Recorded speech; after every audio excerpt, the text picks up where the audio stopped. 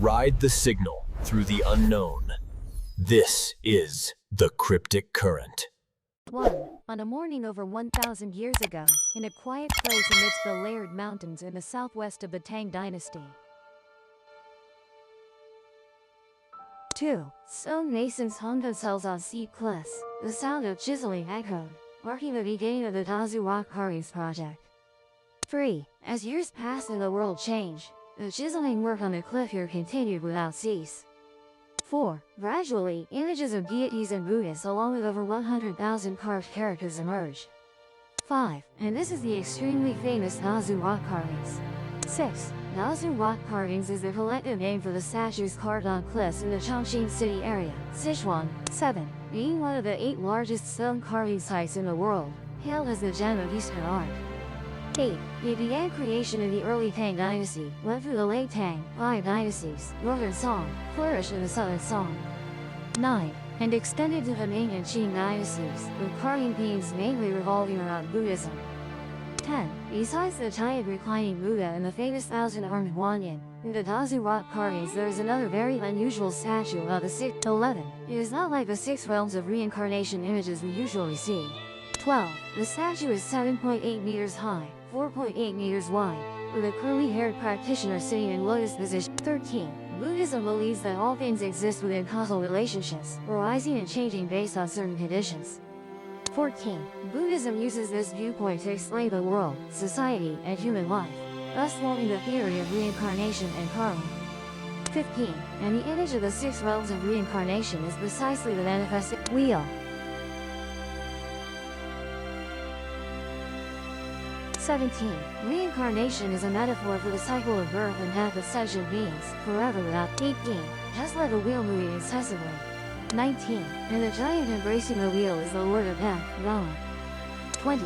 People in Sichuan call him the impermanence of. 21. Impermanence is an important concept in Buddhist philosophy. 22. If we compress space and matter to the extreme, we will discover. 23. That all things in the world change in an instant, arising and ceasing in a blink of an eye. 24. Buddhism calls this instantaneous change, arising and ceasing. 25. And here, impermanence has been personified into the impermanence ghost, making him the master of the cycle of birth and death. 26. To demonstrate that in the vast world, all things are not eternal. 27. In his mouth grow fangs, biting into the giant wheel with a diameter of 2 points. 28. In the very center of the inner layer, there is a practitioner sitting in lotus. 29. To his left is a pig, to his right is a dove, and below is a snake. 30. The wheel from inside out is divided into 4 layers, with 6 rays of light in the middle dividing it into 6 segments. 31. Each segment seems to depict a different story, and within this story lies the ultimate code of human life. 32. So what exactly is that code? 33. Today we will talk about the ultimate code of the 6 realms of reincarnation.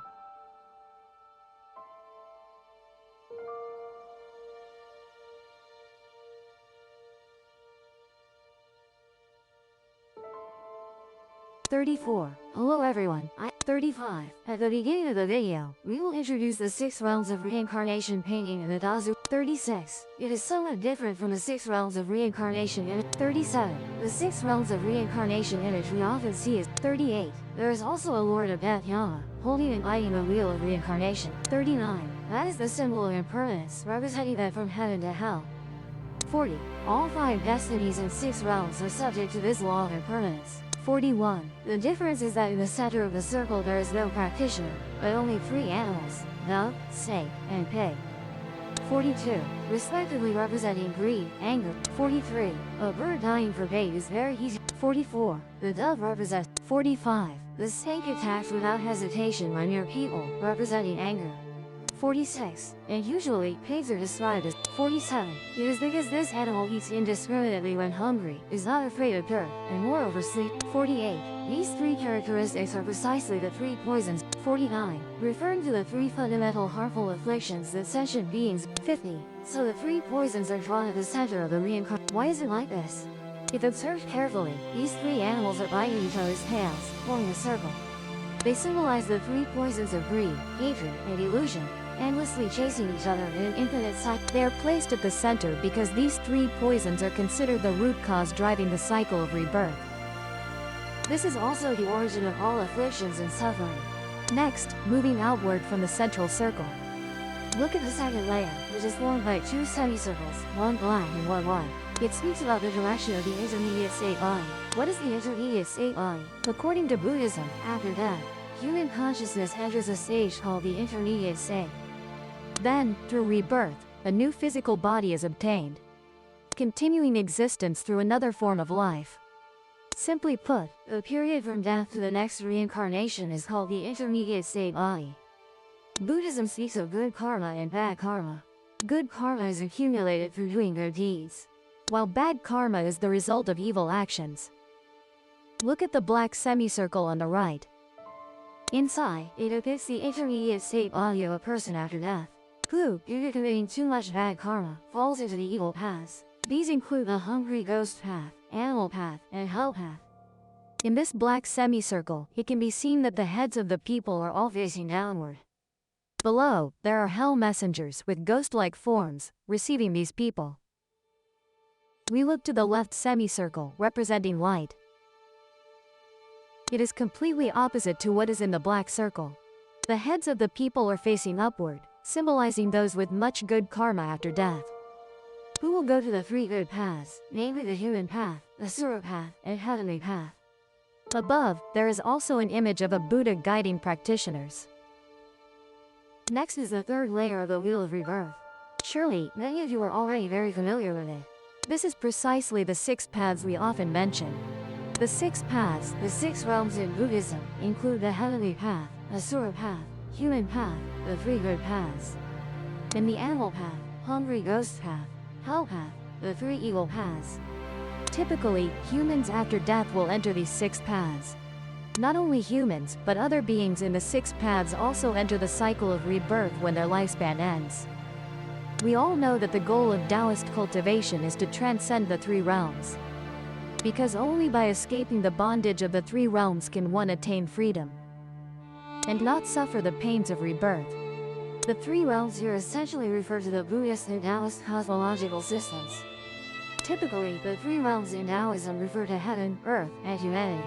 Buddhism, on the other hand, divides them based on the level of desire and form of beings into 3 categories: the desire realm, form realm, and formless realm, collectively called the 3 realms, also known as the realm of suffering or sea of suffering.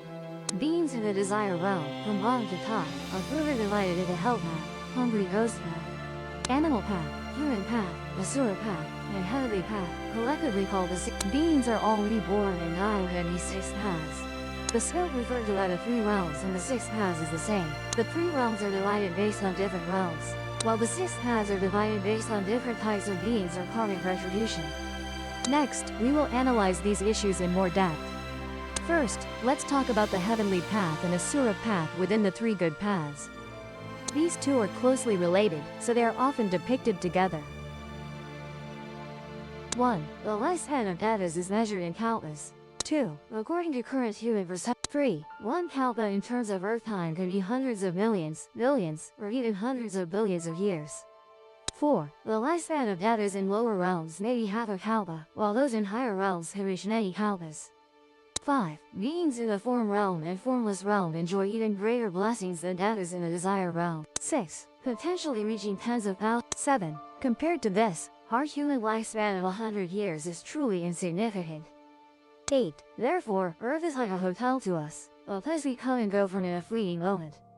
9. So what about the Asuras? 10. They have great blessings and long lifespans, but their nature is very arrogant and jealous. 11. Originally, they are not much different from beings in the heavenly realms, so the Asura path is also called non-gods. 12. The reason they are depicted together is because the world of Asuras is connected to a part of the heavenly realm. 13. Let's examine this connection. 14. In the image, the lower part is the Asura path. 15. In the palace, an Asura king is seated. 16. The Asura army holds bows and arrows, aiming at the heavenly realm, ready for battle. 17. In the heavens, there is also a Deva army ready to engage. Why is this? 18. Let's take a closer look. 19. In the image, there is a tree called the wish-fulfilling tree, with its roots growing in the Asura realm. 20.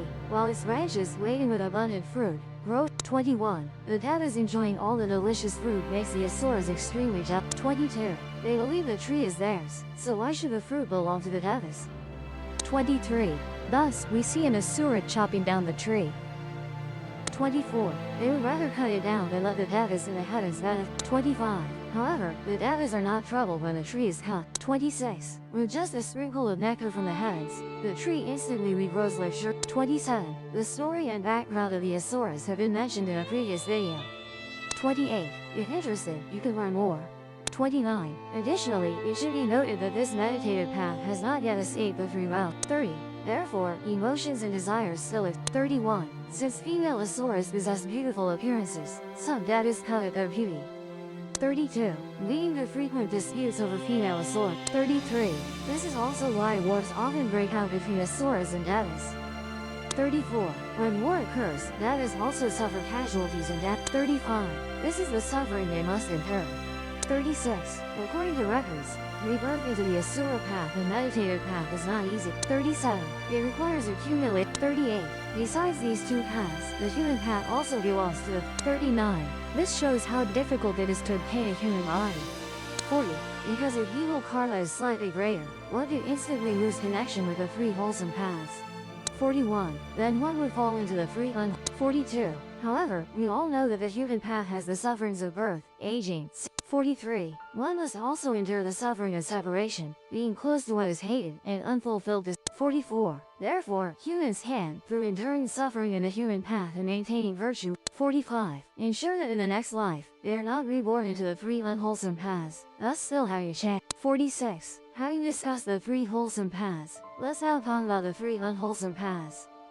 47. First, the animal path. 48. The reproduction methods of animals are divided into viviparous, oviparous, moisture-borne, and 49. Animals live on land, underground, in the sky, in water, and even in places we cannot see. 50. The lifespan of animals varies and is not. There are beings that exist for only a day, like insects. There are also beings that live long across many lives we cannot see, such as dragons and garudas. That is the realm of transformation and birth, where lifespans are extremely long. This type is quite special. Due to accumulating much virtue in past lives, they can enjoy pleasures in the animal realm. However, the animal realm also has much suffering. They endure plowing like oxen and horses, being slaughtered like chickens and pigs. Wild animals face the risk of the big fish eating the small, a harsh struggle for survival. The fate of beings like insects is even more tragic, relying solely on instinct to survive.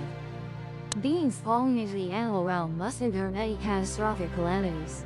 More time of suffering retribution is extremely long. The Abhidhamma Sutra records that the Buddha once saved a pigeon. It had passed through 80,000 great kalpas yet still had not escaped the pigeon form. From this, it can be seen that the time of retribution in the animal realm is endlessly long. Because animals lack human wisdom, they must wait until their karmic retribution is exhausted to have a chance to return to the human realm. Next is the hungry ghost realm. Beings in the hungry ghost realm have higher intelligence and abilities than those in the animal realm. However, the suffering they endure is even greater. They live scattered everywhere and are occasionally seen by humans in the human world.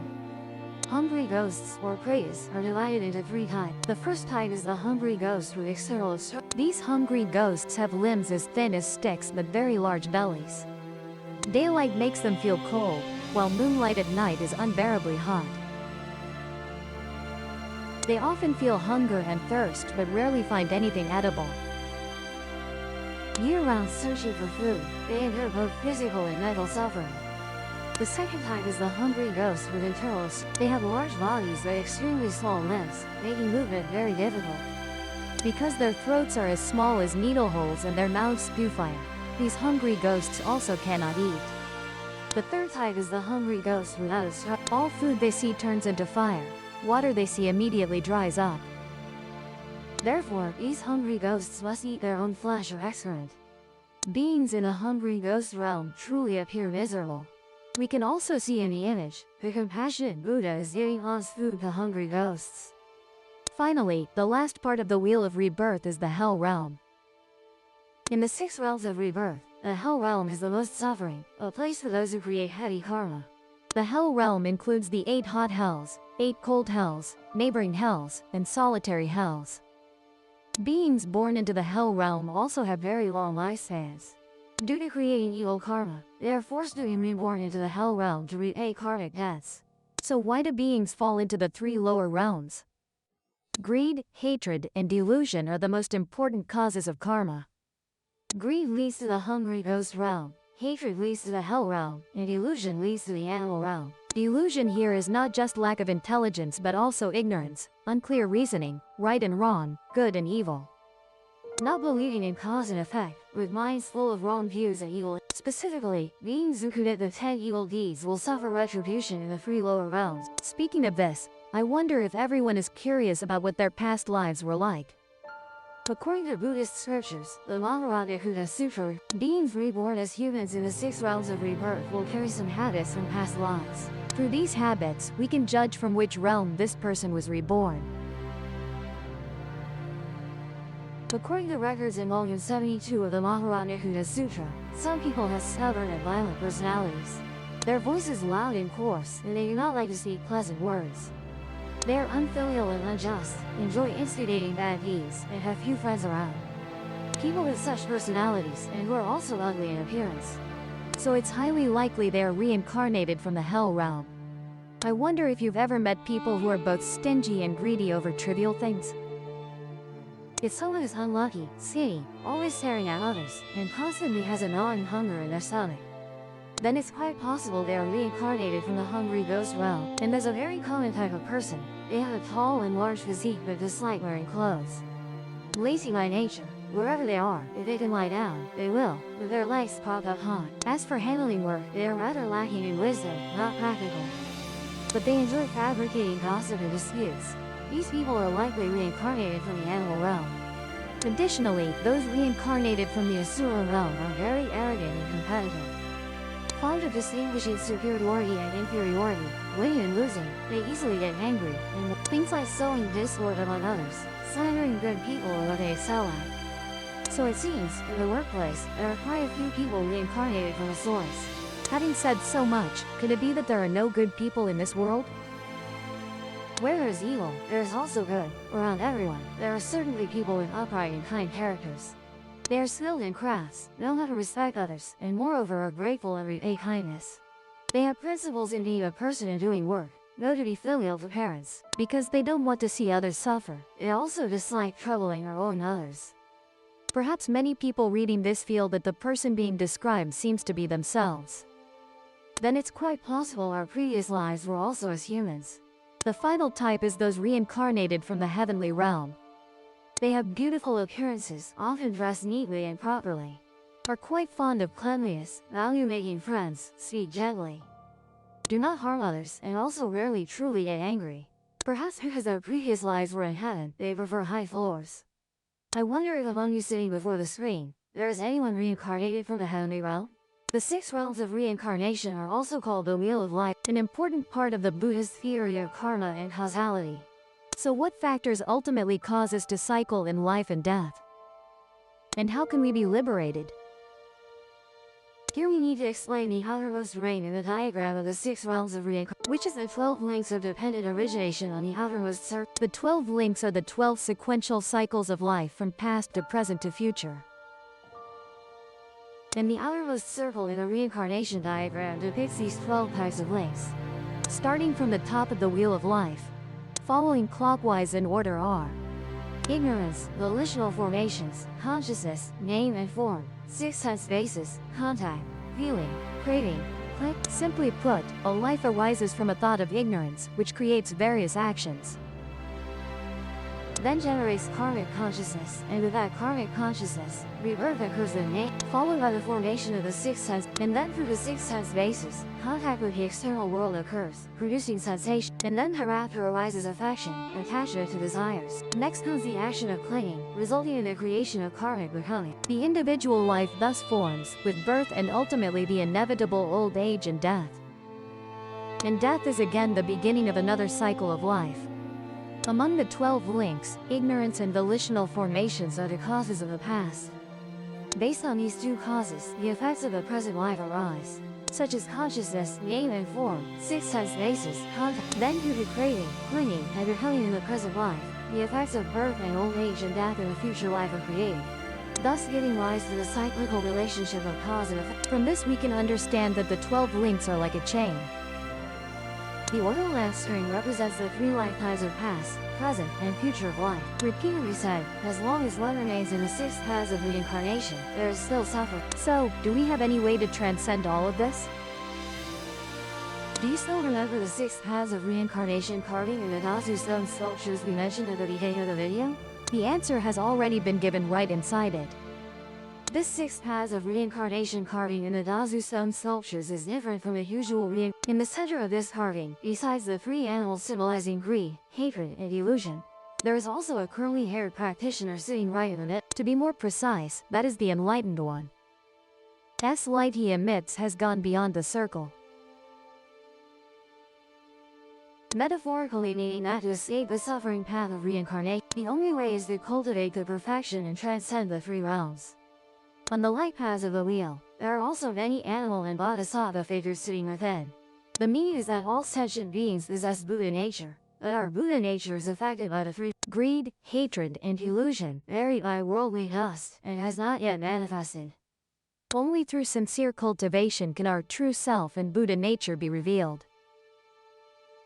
However, those who can truly cultivate are mainly sentient beings in the human path.